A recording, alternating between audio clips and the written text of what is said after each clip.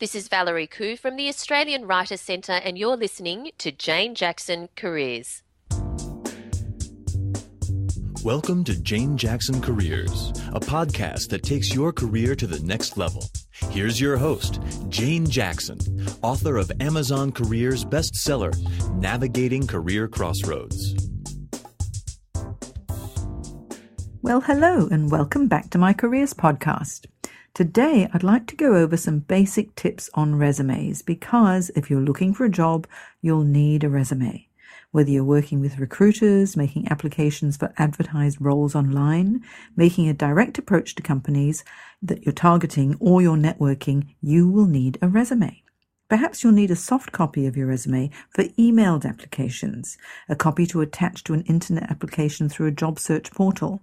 But you'll also need a hard copy to produce when chatting over a coffee during a networking meeting, or the content of your resume readily available to include in your LinkedIn profile so your online presence is working for you as well.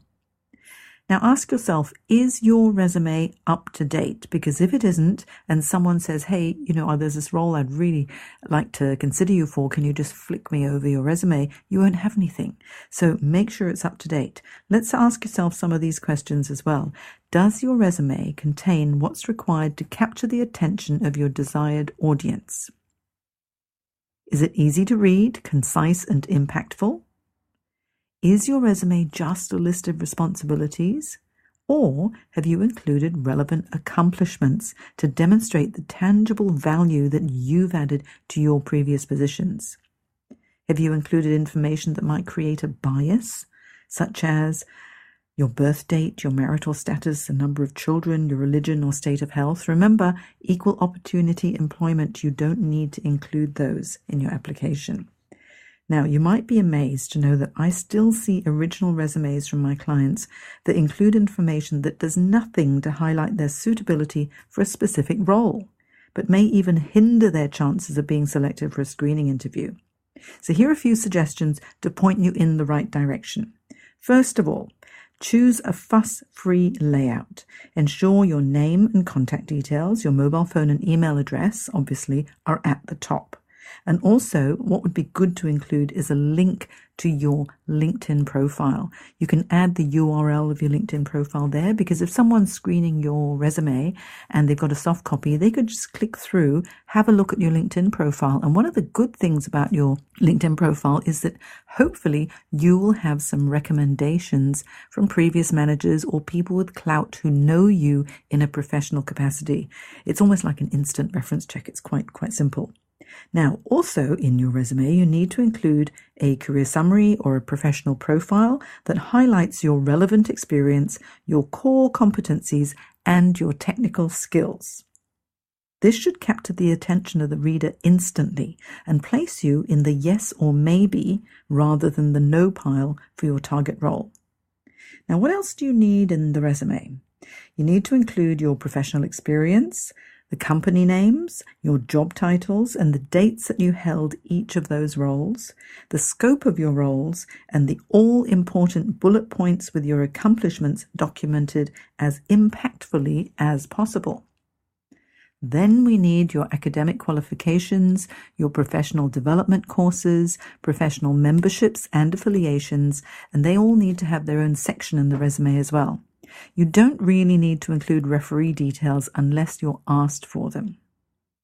Now, so many people ask me, how long should the resume be? And honestly, I've seen resumes that are 15 pages long. That is far too long.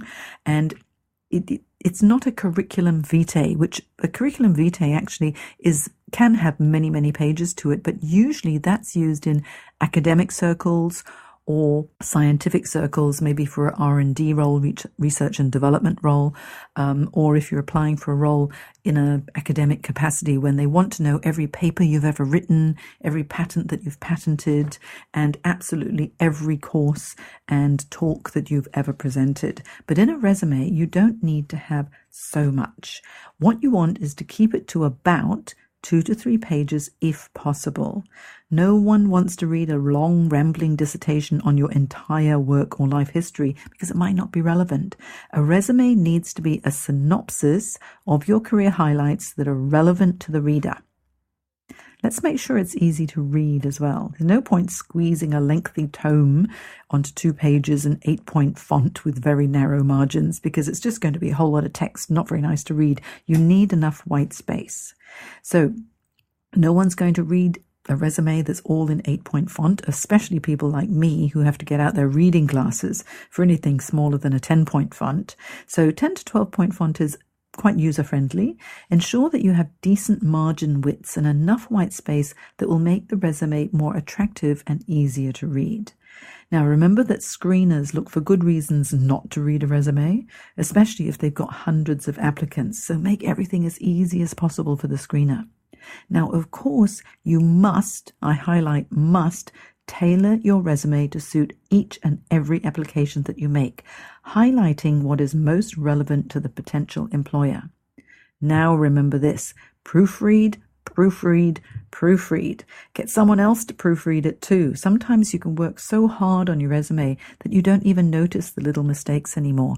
And if there's a typographical error in your resume, or you spelt something incorrectly, what does that tell the reader? That you don't pay attention to detail. The resume is important. It's a foot in the door on your way to your dream job. It's not going to get you a job. It's going to get your foot in the door. And then when you interview, that's when you're going to be impressing the interviewers. But remember also that your LinkedIn presence is important as well. And after that, you need to project your professional image, brush up on your interview technique, and also your negotiation skills. I discuss all of this in my other podcasts, so do have a look for the episodes that are relevant with regard to the job search for the stage that you're at right now. Now, if you can't find what you'd like to listen to, send me a message on Twitter. My handle is @JaneCareerCoach on Twitter. You can find me there, and let me know what topics you'd like to cover. And remember, if you need professional assistance to produce your resume, go to my website, janejacksoncareers.com. There's plenty of information about resumes and other tips about job search that you'll find really useful. So I hope these few basic resume tips are helpful for you to get you started on your way. And remember, until next time, believe in yourself and create magic. Bye.